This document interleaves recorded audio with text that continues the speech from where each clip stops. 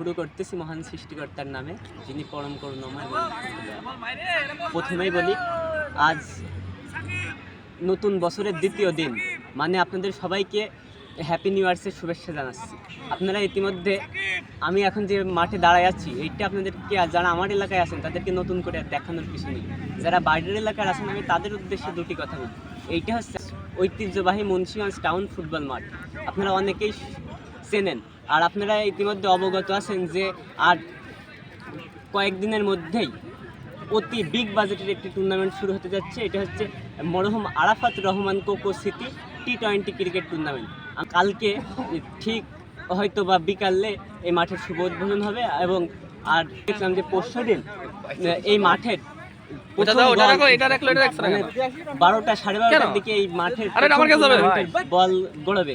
আর তো আমি আপনাদেরকে বলবো যে দুইটি কথা বলবো, বেশি বলবো না, যে আপনারা যারা আসেন আমাদের এলাকায়, আপনারা সবাই আসেন, মাঠে আসেন। আপনাদের সবাইকে খেলা দেখার আমন্ত্রণ রইল। এবং এই জায়গায় 16 জেলায় 16 টিম নিয়ে 16টা দল নিয়ে এই জায়গায় একটা বড় একটা খেলা হবে। আমরা দেখেছি যে লাস্ট কিন্তু খেলা হয়েছে 2018 সালে, দীর্ঘ 6 বছর পর মুন্সিগঞ্জ আবার কিন্তু মুখ ফিরে তাকিয়েছে। এটা অত্যন্ত আমরা আশা করছি যে সর্বকালের সর্বশ্রেষ্ঠ একটা টুর্নামেন্ট হবে। এখানে যে দলগুলো আছে আমি তাদেরকে একটু নাম বলি, যদিও সব কয়টা বলে করা হবে না, আমি মাত্র কয়েকটার কথা বলি। এই জায়গায় ঢাকার 2টা আছে, মেহেরপুরের 2টা আছে, কুষ্টিয়া আছে, ইসলামী বিশ্ববিদ্যালয় আছে, রাজশাহী আছে, পাবনা আছে, রাজবাড়ী আছে, এবং ঝিনাইদহ সহ বেশ কয়েকটা টিম আছে। শক্তিশালী টিম আমরা জানি। আর প্রথম যেই খেলাটা এটা হচ্ছে চুয়াডাঙ্গা বনাম ঝিনাইদহ, ঠিক পুরো টিমের নামটা আমার মনে পড়ছে না, আমি জাস্ট একটু সংক্ষেপে বলি।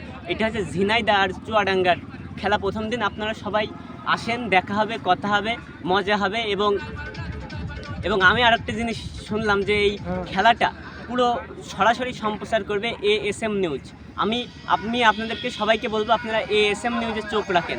আর আমাদের মাঠের কিন্তু প্রায় চারিদিকের কিন্তু সাজ্জা প্রায় শেষের দিকে মঞ্চে হয়েছে, দেখেন অলরেডি কিন্তু গান বাজছে।